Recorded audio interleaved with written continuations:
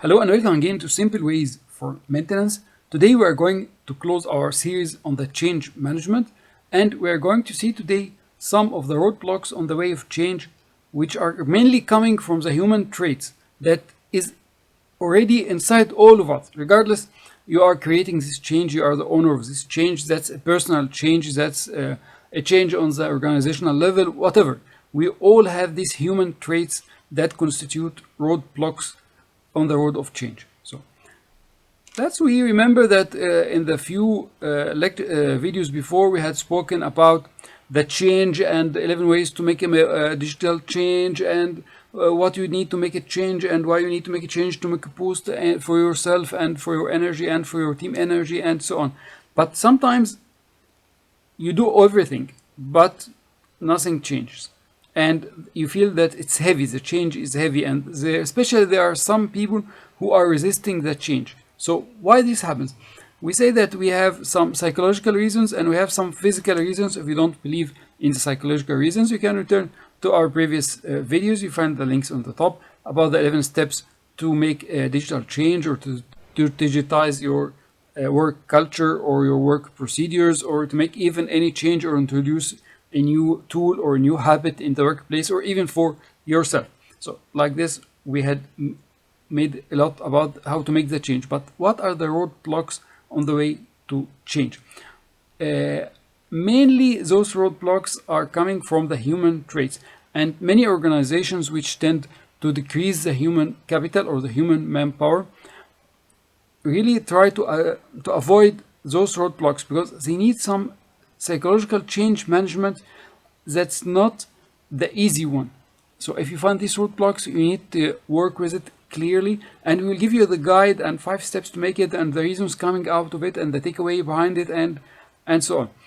So there is some things that we need to understand also, that some of the human workforce has already surrendered to the 9 to 5 work routine, or 12 hours even per day work routine, and they spend all these work hours doing some routine jobs, and just they stay for 8 or 12 hours in the workplace, and they're only thinking about leaving. That's not a problem of the humans themselves only, it's a problem of the humans and the workplace. They share the responsibility about the disengagement in the workplace.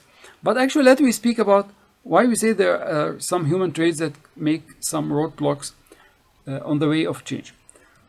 If you don't believe too much in the psychology, and you believe that you should instruct your team to do it, otherwise robots are better than you instruct them and do.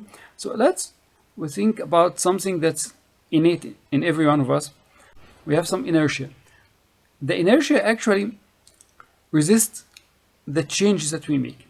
Although the change is one of the fundamentals or the fundamental laws in the universe, that everything is changing. We have night and day, we have hot and cold, we have seasons, we have different flowers, trees grow leaves and they die, and new plants come, and we live and die, and everything is changing. We grow old, we grow mature, and even our workplace changes, the equipment changes, the way we are doing the work changes. So change is the only constant in life.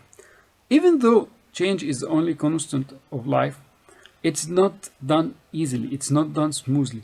There are some blockage to this change coming from the inertia of the way we are taking. Either we are stationary and we need to start moving, so there is some force needed to overcome this inertia of staying still to start moving, and even if we are moving in one direction, to change this direction, we have inertia in this direction, so we need to have some force that will detour us to the new direction. So let's start by the literal definition of inertia from Britannica, or Encyclopedia Britannica. So inertia is a property of a body by which it opposes any agency that attempts to put it in motion. That's in case it is still, or if it is moving, it prevents it or resists changing the magnitude or the direction of its velocity. Inertia is a passive property and does not enable a body to do anything except to oppose such active agents as forces and torques. A moving body keeps moving not because of its inertia, but only because of the absence of a force to slow it down, change its course or speed it up. So you'll find the reference in the lecture, and you can turn to it on Britannica, Encyclopedia Britannica or Scientifica Britannica.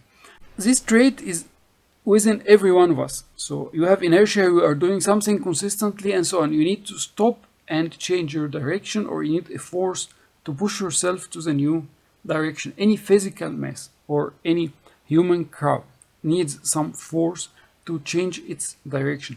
That's not a deficiency. It's just a normal trait in the human beings or in any physical mass. Okay, so we need to understand this. If you come after that to the psychological broad blockers on the way of change, the first of them, on the top of them, you will find the ambiguity. So we cannot tolerate to take the next step if we can't see few steps in advance. So that's a big problem. So as much as you can make the change clear, you will decrease this resistance to change. Otherwise, the resistance to change will increase in proportion to the size of the ambiguity of the case you are trying to make.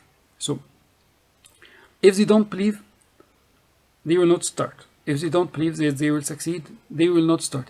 Even if they believe, they will have a doubt to start if they don't see the next steps clearly. Some people try to follow exactly the steps of other people. Why? Because they had experienced this before. So they know the problems that happened to the other people. They know the successes they had made. They know the efforts they want to do of the other people. They don't consider that the change is different relative to everyone. But anyhow, for it makes them more clear to follow the steps of someone who had done this before. Another change, which is being frightened from losing a competitive advantage. It's like you are defending your territory. So you are doing something in a good way. You know how to do it. You are an expert in it. And then let's we do it in a different way. So you feel like someone who is starting from scratch or starting from level 0, and they will resist this one. So they need to have a belief in their capabilities. They had already excelled the first way, so they can excel the new way. Also, there's a protection for the ego. There's a long talk from Brené Brown about the ego, but at the end of the day, the ego is trying to keep us in the condition we are in, because any change we are going to make in our life will bring harm to ourselves. So the ego is trying to protect us, but actually it's trying to over protect us. So it is preventing us from moving forward. So you need to increase the belief in the human value, not in the comparative value of the humans with each other. So they need your team needs to have a belief in their own value, and they are valuable as humans. Okay, like this, they can overcome the ego, because the ego is trying to protect them. They need to feel safe with the change. They need to feel that they are not to be harmed. They are not going to be harmed with this change. Like this, they will not resist the change, okay? Because the ego try to overprotect us.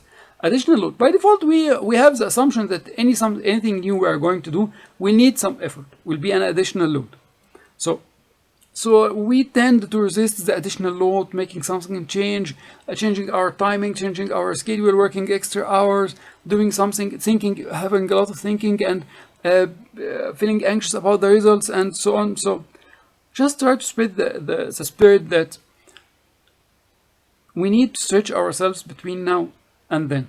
And this spreading is healthy for our psychology and for our body. It's like making the cardio exercises. So you don't only do cardio exercises, but you need some cardio exercises to boost your health. Also, we have some doubts about the magnitude of change. Sometimes we overestimate the magnitude of change. We think that it will be a very big change and everything will change, and this is also this magnification of the value or magnification of the effort and magnification of what will change will make a roadblock on the way to change. So we need to understand the real magnitude of change to make it clear, and then everyone need to believe that he can make the change, but in steps. If really the change is a big one, try to put it in steps. So they need to understand that even if the change is a big change, it will be done in steps. This one Tutu were having a very wise talk that there's one way to eat an elephant, which is a bite at a time. What he means that everything in life seems daunting, overwhelming, and even impossible, but it can be accomplished by making it gradual and taking one just little step at the time. So in conclusion, we can overcome any resistance to change, but we need to understand what is the root of this change. So we had described today 5 psychological roadblockers to change and 1 physical roadblocker to change, and they are all actually inside all of us, but we differ in handling them, because at the end of the day we need to change, because change is one of the universal laws that we cannot change even if we need to change. Thank you. See you in coming videos from Simple Ways for Maintenance. By the way, there is 90% discount on our maintenance building blocks course on Udemy. You will find the link in the description of the video, together with our services on Fiverr and other trainings on Udemy. See you in coming videos with Simple Ways for Maintenance.